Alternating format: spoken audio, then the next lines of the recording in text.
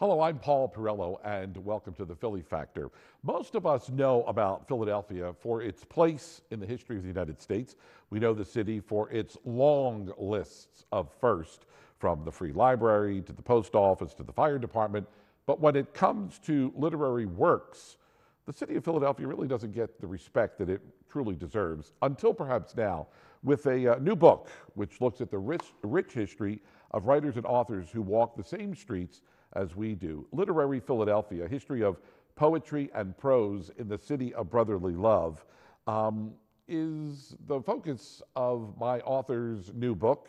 Thom Nickels joins us to talk about his new book. My guest is author, poet, and journalist. Thom Nickels has written 11 books, and his poetry has been published in various collections. He is city beat editor at Icon magazine. He contributes regularly to Huffington Post, the Philadelphia Inquirer and Daily News, and Philadelphia Spirit newspapers. And Thom, I want to welcome you back to the program. Thanks, Paul. It's good to be here again. Yeah, it was about a year ago or so you were here talking about your other book. I was. And you sort of hinted at that time that you had this other book in you. And so let me ask, given your vast knowledge and your work as a poet, as a columnist, as an author, is that what caused you to say, hey, it's time that we delve into this area of our history that really hasn't been paid much attention to?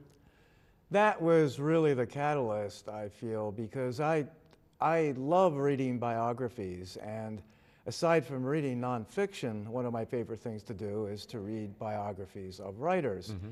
I like to sort of hone into their struggles, the things that they had to sort of conquer and sort through, how long it took them to publish their first book, how many books they wrote, what their personal lives were like, what their love lives were like, how they worked all of that, whether they had to get a job on the side, how they worked the whole conflicting career thing. So I did that primarily to sort of get a roadmap for myself. Mm-hmm. And then once you become interested in the lives of other writers, you want to read their works. And so that's the way that I usually approach their fiction or nonfiction. Mm-hmm. You know, when we think of some of the authors that are synonymous with Philadelphia, right there at the top of the list would have to be Ben Franklin, Walt Whitman, and some people would say, wait a minute, Walt Whitman was a poet, he was an author. I thought it was a bridge. That's all they know Walt Whitman for, which is kind of sad, but you know, he walked our streets, and yet he is part and parcel of the history of this region, Walt Whitman. That is so true. There's a big disconnect now because people read less, and these people in history, whether they're literary or non-literary, a lot of the times their names are lost. Walt Whitman becomes a bridge. Ben Franklin, however, will always be more than a bridge. Mm-hmm. But specifically with Walt Whitman, here was a man who did hang out in Center City a lot. He wrote about the building of City Hall. He saw it when it was half built, and he wrote a wonderful paragraph describing that site. He would also walk around 2nd and 3rd and Market Street. He was a known figure there, and he would talk to day laborers and trolley car conductors. He often dressed as a farmer, and by most people at that time, he was considered an odd duck, which is not really a very good compliment. Sure. Odd duck, underlined 3 times. People really thought he was strange. They also thought that he was a charity case, that he built his poetic career on asking for money, on expecting to be supported. Well, I cast no judgment. I know how difficult the lives of writers and poets can be. Mm-hmm. People then decided to support him, and he did manage to sort of do a career like that. Walt Whitman walked the streets of Philadelphia. His home is still in Camden, New Jersey. At least last time I was there, you could actually tour his home and see where he lived. He's buried in a cemetery right across the river in Camden, which again is open to the public if you so want to go and visit where he's buried. And he's one of these iconic figures that again doesn't get much respect. Although, is that a Philly thing that some of these authors that we're going to talk about here don't get respect in their hometown, but they're sort of admired and cherished in other parts of the country or the world? That's true. It took a European kind of discovery of Walt Whitman to sort of rise his celebrity star here.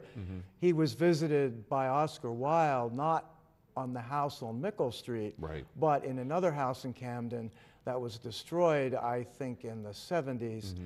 But Whitman, when he was alive, his main competitor was an educated dandy novelist and poet from Kennett Square by the name of Bayard Taylor. And Bayard Taylor was really the man about town then. He was the famous poet, not Whitman. And Bayard Taylor used to criticize Whitman's poetry fiercely. He said it was not fit to be read under the light of an evening lamp. So it's interesting to see how that whole karmic U-turn took place and how time has rendered Whitman as the major celebrity.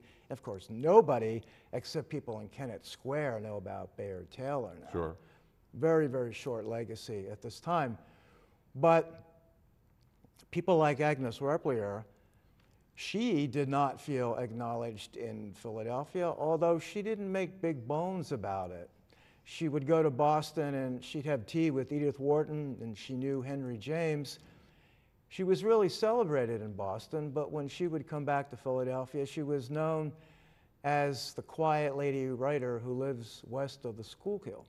So her life here was hidden in the shadows even when she lived, I think, at 901 Clinton Street. How about that? We'll talk more about Agnes in a moment. One of the other names that is pretty much synonymous, although he wasn't born here and lived here for a very short time, would have to be Edgar Allan Poe. A lot of people know Edgar Allan Poe for The Raven and so many of his other literary works, but he only lived here for, I believe, just a few years, and yet he's held up as, you know, not necessarily a native Philadelphian, but a writer who was part of the fabric of Philadelphia. And that's true. He did live here only for a couple of years, and he was an editor here for a couple of magazines. He was fired from that job because he would drink in the mid-afternoon. He couldn't stay away from the bottle. But he, after Philadelphia, when he went to Baltimore from Philadelphia, he couldn't find the transportation money, so his good friend, George Lepard, who was a novelist and writer much like Poe, only much more gothic and sort of to the bone. I mean, actually, Lepard's writings make Poe's writings look like Mother Goose. So they were very good friends, although Poe had a condescending attitude towards Lepard. So Poe was really after transportation money to Baltimore. Lepard could not give it to him, but he helped him raise it. And I think it's odd that Poe spent his last days in the area that is now Fordham University, and he became friends with a group of Jesuits. He loved the Jesuits because he said that they smoked, they drank, they played cards, and they never talked about religions. Well, it's like nothing has changed about the Jesuits. But he did die in Baltimore, as we know. Another name that I remember growing up, and maybe it was because of her work in Bucks County, but another name that is synonymous with the literary landscape, and I think gets broader attention or wider attention, is Pearl Buck. Again, a person who walked the streets of Philadelphia. Her home is in Bucks County, and yet taken for granted here at home, but her name pretty much resonates across the country, if not around the world, for other work that she was involved in. That's true. She was raised by Protestant missionaries in China. When she wrote The Good Earth, it was a bestseller. It was not her first book, but it did win the Nobel Prize. And that really geared up the jealousy factor among writers like Ernest Hemingway and John Dos Passos and Theodore Dreiser. They were kind of outraged that she won the Nobel Prize and they didn't win. Was it a male-female thing, or what was the reason for that? I think it was a bit of that, but it was also that they felt that China was not important. Nobody cared about China. It was too obscure a theme. And she had not been writing as long as they've been writing. So it was a combination of factors. She did live in Center City for a while. She lived not too far from the Rosenbach Museum. And she loved the Center City, but she didn't live in Center City for too long a time. And she eventually moved to Bucks County? She did, right. and that's where her grave is. Just these stories are truly amazing, and yet these are just the famous names that I'm throwing out at you. And it's unfortunate that not everybody gets their just desserts here, but you've done a wonderful job in capturing many of these authors in your book, Literary Philadelphia, A History of Prose, A History of Poetry and Prose in the City of Brotherly Love. And there's what the front of the book looks like. But not to get stuck in history, Thom, you also have many contemporary artists included in the book. And I think that's important because these are the people that are living and breathing among us today. And again, some of them we may know of, and some of them we may not know about. So, if there's a few names that you could toss out there of the contemporary writers that are included in the book, share a few of them with us. Well, the first writer that comes to mind is Pete Dexter. Of course, he came up from, I think, the Dakotas, and he did work a while in Florida as a ditch digger, and he got his first newspaper job in Florida. He became a columnist for the Daily News after a certain amount of time. He was not your typical, he was a columnist at the age when columnists wrote 3 or 4 columns a week. Sure. Therefore, their private lives were really open to the public. But today, a columnist is lucky if they appear once a week.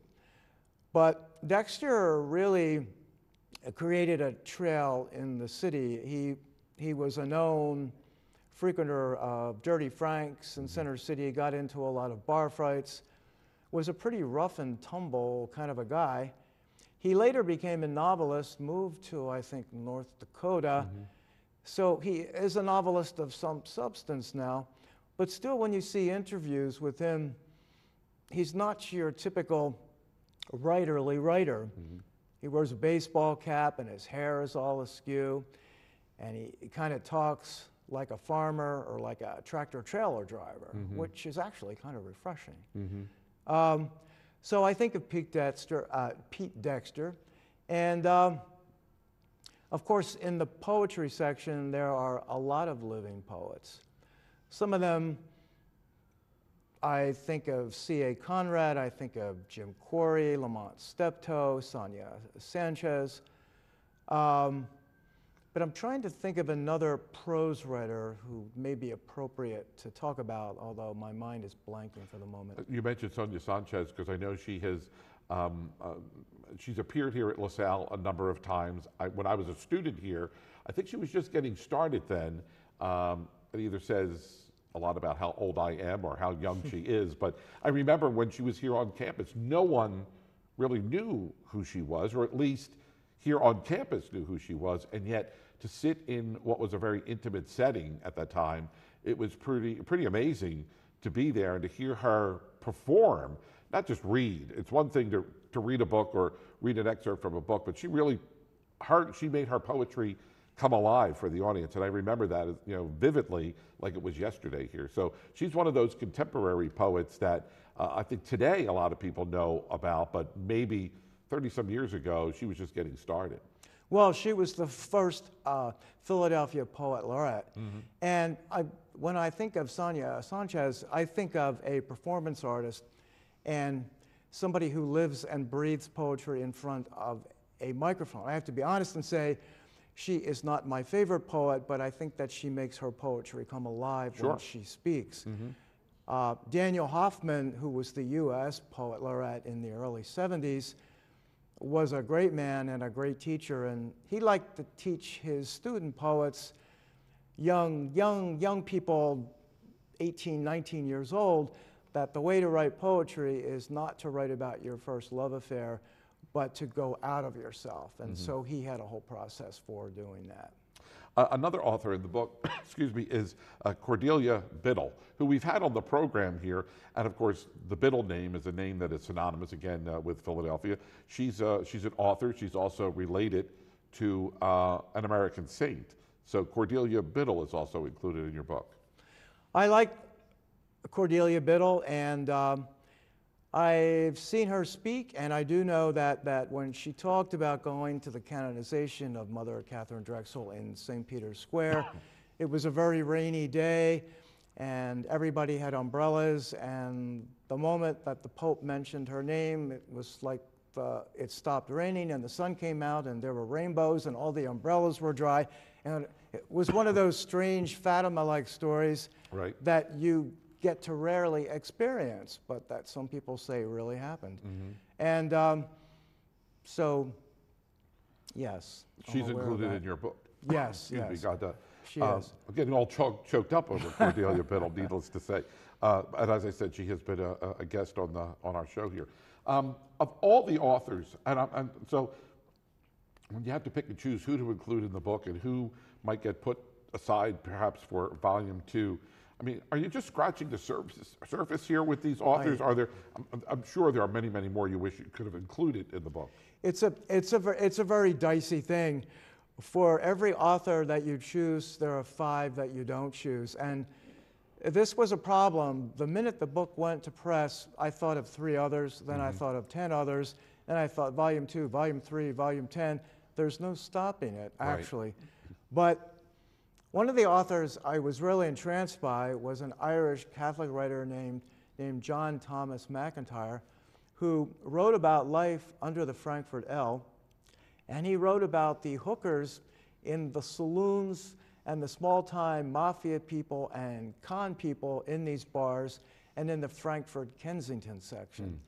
And what strikes me about these novels is that although they're very tough, and you can hear the ring of the cash registers and see the greasy walls of these saloons, there are passages about the Virgin Mary. He'll start talking to a character in the bar, and he'll start talking about how wonderful it is to say a prayer to the Virgin Mary. And it's just so off-key. And then he'll go right back to sort of talking about hitting the next bawdy house on South 16th Street.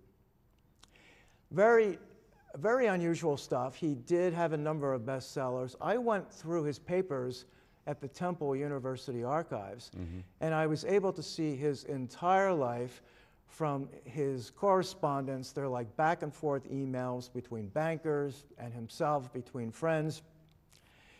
He would write letters to friends asking and begging for money because he had gotten fired, begging for $15, real heart-wrenching stuff. And his address book is included in there, his bank book, right down to the funeral, the cost of his coffin, the cost of the pillow in the casket, and the cost of the silver crucifix in the casket. I mean, his entire life in a series of maybe 20 boxes. So that to me was one of the more fascinating people. When you set out on this journey, was it, how easy was it for you to find information? Now, we're not, look, it's one thing you could go to the library and you could put, in the case of Agnes, and you could say her last name, Replier. Yeah. You could go to the library, you could find every book and everything that she's written, but how do you get beyond like the headline? How do you get into the nuances or the person who is the author? How easy was that for you? It was a challenge. At first I did the easy research, which was the stuff on the surface. Right. But then out-of-print books, they contain the real stuff that you need to tap into. So I went to a place like Port Richmond Books and Greg Gillespie. You can find any book in that bookstore. And he lent me a whole slew of basically not quite out-of-print Agnes Replier books, but other books. One book by S. Ware Mitchell, the founder of the Franklin Inn, who basically came up with this theory on how to treat nervous men, and his idea was to send them out west where they could camp and bathe in icy creeks and ride horseback, and then they could come back east and they could be manly and they wouldn't have the constitution, and I quote, of the average woman. It was very sexist then. But Ware Mitchell had this program to cure nervous men and nervous women too. So it was through the Port Richmond books, actually, that I got a lot of this stuff, and another contact in Center City as well. Given the world that we live in today and the high-speed internet that is really within everybody's reach and grasp these days, do you see that this vast history of authors over the course of the city's history, or even the history of the United States, that all starts to change now because of the internet? Because really anybody could be a writer, anybody could be an author. You could self-publish if you so desire. But these authors who have put blood, sweat, and tears into their craft for hundreds of years, and many of the books that are in our libraries, and some of them that we may have read and maybe we haven't read, is technology today changing the way that authors will be remembered in the future? Technology is doing a darn good job in trying to change that. And I think it all started with bloggers coming out and saying that they were real journalists, that they were just like people who had sweat and slaved for a long time just to get a tiny slot on a newspaper staff. Mm-hmm. And suddenly you could do a blog overnight and expect a press pass to any event in the nation because you were a real journalist. Well, there are some fantastic blogs. I have a blog. But I think blogs, in my mind, are something that you do after you do the real journalism. Mm. So you take from your journalism work and you put it in the blog as a receptacle. But I think that with self-publishing, this is also a problem. Most people, I think that they have one good book in them, and that could be true. But I've known people who have been mad about writing a book, and they've gone onto sites like Fast Pencil, and they've done that book. And the second they do it, the second they have their first mini wannabe book signing, they're over it, and they're on to the next conquest. To be a real writer, it's my thought that you're in there for the long, lonely haul. And it's not glamorous. It's far from a glamorous life. It's almost monastic in its self-discipline, and it's not about book signings and wine and cheese and celebrity talks on shows like this. The blood and guts of it is behind that partition where you suffer and wait and write for a long time. And if you're not willing to do that, then you're not really a writer. Was there a common theme, and you touched on some of them just there? I mean, when you look at some of the contemporary writers, was there a common theme? I mean, did they all really labor over their work? I mean, you think of someone like Ben Franklin, not that it came natural for him. It seemed like everything that he touched, not to say he had the Midas touch, but given the list of firsts that are associated with Ben Franklin. But is there a common theme for other authors? Is it that blood, sweat, and tears that most all of them embraced in their writings? It's a combination of blood, sweat, and tears. That's the basic template.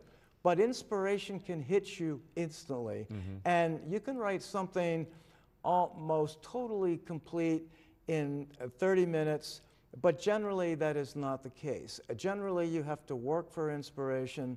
You have to do a first draft, I do anyway, mm-hmm. which may be far from perfect, but as you hone it and go back to it and go back to it, you keep seeing things that need changing.